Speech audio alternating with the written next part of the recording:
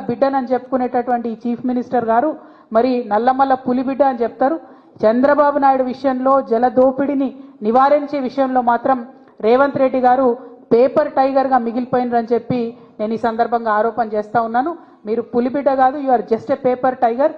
మీరు జల దోపిడీ ఆపకపోతే మాత్రం మహబూబ్ నగర్ జిల్లా తెలంగాణ సమాజం రేవంత్ రెడ్డి గారిని ఎన్నటికీ కూడా క్షమించదు. ఇవాళ ఈ బనకచెర్ల లింకేజ్ లో భాగంగా ఆంధ్ర ప్రాంతంలో బొల్లపల్లి అనేటటువంటి ఏరియాలో 150 టీఎంసీలతోని ఒక ఆర్టిఫిషియల్ రిజర్వాయర్ని కడతా ఉన్నారు. దీనివల్ల నల్లమల్ల ఫారెస్ట్ కూడా మునిగిపోతా ఉన్నది.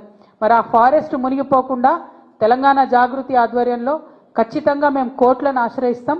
ఎట్టి పరిస్థితుల్లో ఈ బనకచెర్ల లింకేజ్ ప్రాజెక్ట్ ఆపడానికి మేము శతవిధాలుగా ప్రయత్నిస్తాం. ఇదివరకు తెలంగాణ జాగృతి ఆధ్వర్యంలో ఉమ్మడి ఆంధ్రప్రదేశ్లో పోలవరం మీద కూడా మేము కేసులేసి ఆపే ప్రయత్నం చేసినాం. సో అదే ప్రయత్నం ఇప్పుడు ఈ బొల్లపల్లి రిజర్వాయర్ని కూడా ఆపే ప్రయత్నం చేస్తాం. ముఖ్యమంత్రి గారు నేను సవాల్ చేస్తున్నా, మీరు నిజంగా నల్లమల్ల పులిబిడ్డ అయితే ఈ బొల్లపల్లి రిజర్వాయర్ కట్టకుండా అడ్డుకోండి. దానివల్ల నల్లమల్ల ఫారెస్ట్ కూడా మునిగిపోతా ఉన్నది. మరి ఈ ముఖ్యమంత్రి గారు ఢిల్లీకి వెళ్తున్నటువంటి సందర్భంలో వారు నేను ఇంకొక డిమాండ్ చేస్తా ఉన్నా, మీరు ఇన్నిసార్లు ఢిల్లీకి వచ్చారు కానీ ఎప్పుడు కూడా నరేంద్ర మోడీ గారిని మీరు బీసీ బిల్లు గురించి అడగలేదు. మీరు రాహుల్ గాంధీ గారు చెప్పారు కాబట్టి నేను బీసీ బిల్లు పెట్టినా అన్నారు, రాహుల్ గాంధీ గారు చెప్పినారు కాబట్టి కులగన్న వేసినా అన్నారు. కానీ మీరెప్పుడు మనస్ఫూర్తిగా మాత్రం బీసీలకు మద్దతు ఇవ్వడం లేదు. ఆ విషయం మీ వైఖరితో స్పష్టమవుతున్నది. నేను రేవంత్ రెడ్డి గారిని డిమాండ్ చేస్తా ఉన్నా, మీరు ఇవాళ ఢిల్లీకి పోతా ఉన్నారు, మళ్ళొకసారి హాఫ్ సెంచరీ దాటినట్టుంది, 51సారి కావచ్చు ఇది. మరి ముఖ్యమంత్రి గారికి కంగ్రాచులేషన్స్ కూడా చెప్పాలి. గిన్నిస్ రికార్డు వాళ్ళు వెతుకుతున్నారట రేవంత్ రెడ్డి గారు ఎక్కడ ఉన్నారని. ఢిల్లీకి పోయి వచ్చే ముఖ్యమంత్రులలో గిన్నిస్ రికార్డు కూడా వారికే వచ్చేటట్టుగా నాకు కనిపిస్తూ ఉన్నది. మరి మీ గిన్నిస్ రికార్డు వచ్చినందుకు సంతోషం, కానీ మా బీసీ బిడ్డల బిల్లును మాత్రం మీరు ఢిల్లీకి పోతా ఉన్నారు, ఖచ్చితంగా తీసుకొని రావాలని చెప్పి మేము డిమాండ్ చేస్తూ ఉన్నాం. ఒకవేళ మీరు బీసీలకు 42% రిజర్వేషన్ ఇవ్వకుండా ఎలక్షన్లకు పోయేటట్టయితే ప్రతి గ్రామంలో ఉన్నటువంటి తెలంగాణలో ఉన్నటువంటి ప్రజాస్వామ్యవాదులందరినీ కూడా మేము రిక్వెస్ట్ చేసి 100ల కొద్దీ నామినేషన్లు వేపిస్తాం. ఎలక్షన్ కమిషన్కు ఎన్నికల ప్రక్రియను మేము అడ్డు తగిలే విధంగా 100ల కొద్దీ నామినేషన్లు ప్రతి వార్డులో ప్రతి పంచాయతీలో కూడా వేపిస్తామని సందర్భంగా నేను తెలియజేస్తా ఉన్నాను. అదేవిధంగా బీసీ బిల్లు సాధన కోసం మరి అలా తెలంగాణ వికసిత్ యాత్ర పేరుతో చెప్పి మీటింగ్లు పెడతదట. ఏం వికసిత్ యాత్రనో ఎందుకోసమో నాకు అర్థమైతలేదు. మరి తెలంగాణ సమాజంలో సగం ఉన్నటువంటి బీసీల బిల్లుకు మద్దతు ఇవ్వకుండా మీరు ఎన్ని యాత్రలు పెట్టినా కూడా ప్రజలు మిమ్మల్ని నమ్మరు. కాబట్టి దయచేసి బీజేపీ నాయకత్వాన్ని నేను రిక్వెస్ట్ చేస్తా ఉన్నాను, ఇవాళ బాల్ మీ కోర్టులో ఉన్నది, మీరు నిర్ణయం తీసుకుంటే 42% రిజర్వేషన్ అమలవుతుంది. ఒకవేళ ఇప్పుడు రిక్వెస్ట్ చేస్తున్నాం కానీ ఆ రిక్వెస్ట్లు మీరు వినకపోతే 17వ తారీఖు జూలై 17వ తారీఖు మాత్రం తెలంగాణ మొత్తం కూడా రైల్వే నెట్వర్క్ స్తంభించే విధంగా రైల్ రోకో చేస్తాం. మేము రైళ్లలో ప్రయాణించే వారందరికీ కూడా రిక్వెస్ట్ చేస్తున్నాం, జూలై 16, 17, 18 మీరు కనుక ప్రయాణాలు పెట్టుకుంటే వాటిని వాయిదా వేసుకోండి. 16వ తారీఖు నుంచి మీరు ఎక్కడి నుంచైనా వస్తే తెలంగాణలో ఇరుక్కుంటారు. మరి 18వ తారీఖు నాడు మీరు ఎక్కడన్నా చేరుకోవాలనుకుంటే కూడా మీకు ఇబ్బంది అవుతుంది. కాబట్టి జూలై 16, 17, 18వ తారీఖు నాడు మాత్రం రైల్వే నెట్వర్క్ అంతా స్తంభిస్తుంది తెలంగాణలో. సో మీరు ఖచ్చితంగా ప్రయాణం వాయిదా వేసుకోవాలని కోరుతున్నాను. People who want to travel through or from Telangana on 16th, 17th, 18th of July through railway network, I request all of you to please kindly postpone your travel plans because Telangana OBC bill is pending at the union government level at Honorable Rashtrapati ji.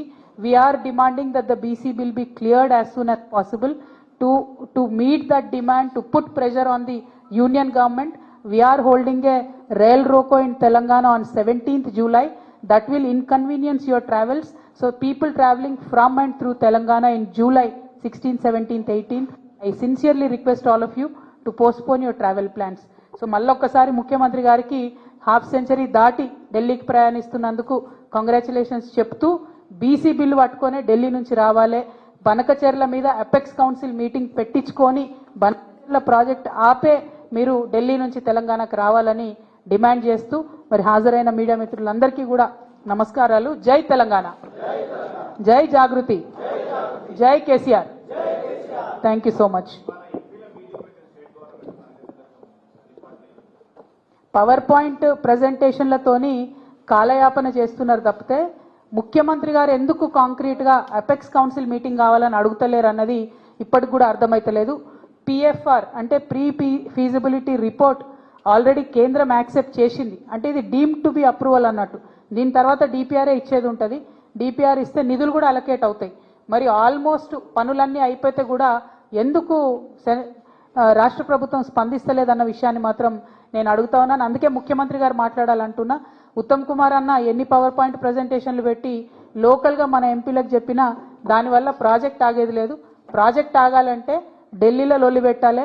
ఇది ఢిల్లీలో లొల్లి పెట్టేటటువంటి time, కాబట్టి అక్కడికి పోయి యుద్ధం చేయాలని చెప్పి నేను రేవంత్ రెడ్డి గారిని డిమాండ్ చేస్తా ఉన్నాను.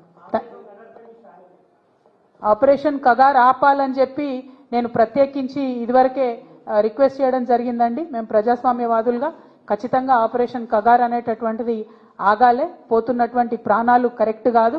ప్రజాస్వామ్యం మీద అలిగినటువంటి వాళ్ళను బుజ్జగించి చర్చలకు పిలిచి మనము ఒక ఒపీనియన్ తీసుకొని ముందుకెళ్ళాలి తప్పితే వాళ్ళని ఎలిమినేట్ చేయడమే అనుకుంటే కరెక్ట్ కాదు.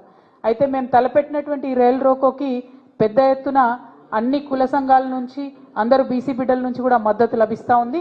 ఇప్పుడు భారతీయ ఒడ్డెర సంఘం నుంచి రాష్ట్ర నాయకులు మారన్న గారు మద్దతుగా వచ్చినారు. వారికి ఉద్యమాభివందనాలు తెలియజేస్తున్నాను. అట్లానే తెలంగాణ నాయి బ్రాహ్మణ సేవా సంఘం నుంచి రాచమల్ల బాలకృష్ణ గారు వచ్చినారు. ఇవాళ పొద్దంతా కూడా ప్రతి సంఘం కూడా వస్తామని ఫోన్ చేస్తూ ఉన్నారు. ఇవాళ కొంతమందికి, రేపు కొంతమందికి, ఎల్లుండి కొంతమందికి సమయం ఇచ్చినాము. తెలంగాణ వ్యాప్తంగా అన్ని జిల్లాల నుంచి కూడా బీసీ సంఘాలు కూడా మరి మద్దతుగా మెసేజ్లు పెడతా ఉన్నారు. వాళ్ళందరూ కూడా వచ్చి కలుస్తామన్నారు. ఇంకా మంచి విషయం, అరుదైన విషయం ఏంటంటే ఎస్సీ ఎస్టీ సమాజానికి సంబంధించినటువంటి ప్రతి ఒక్కరు కూడా ఈ బిల్లుకు మద్దతుగా నిలుస్తూ రేపు వచ్చి చాలా మంది మద్దతు తెలియజేస్తామని చెప్తా ఉన్నారు. వారందరికీ కూడా ధన్యవాదాలు తెలియజేస్తున్నాం. ప్రజాస్వామ్యబద్ధంగా ఇది మంచి డిమాండ్, రావాల్సిన డిమాండ్. మద్దతు ప్రకటిస్తున్న ప్రతి ఒక్కరికి కూడా ధన్యవాదాలు. Thank you. జై తెలంగాణ.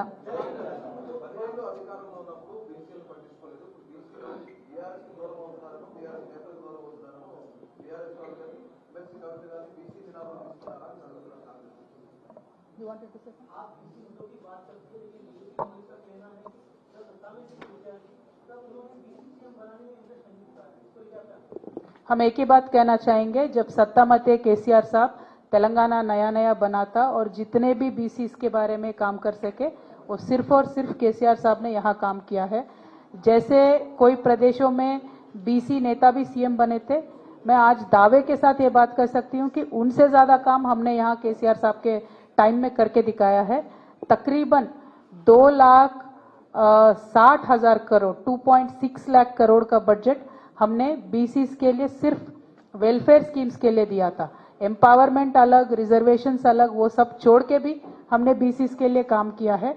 तो पूरे हिंदुस्तान में मैं दावे के साथ कह सकती हूँ केसीआर साहब ने जितना काम किया है किसी और सीएम ने नहीं किया है। Thank you.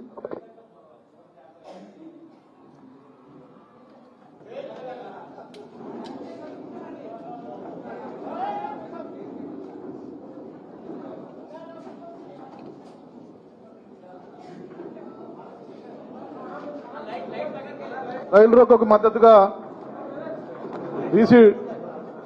బీసీలకు కామారెడ్డి డిక్లరేషన్ ప్రకారం 42% రిజర్వేషన్ ఇవ్వాల్సిందే అని డిమాండ్ చేస్తూ రైలు రోకోకు మద్దతు ప్రకటించడానికి వచ్చినటువంటి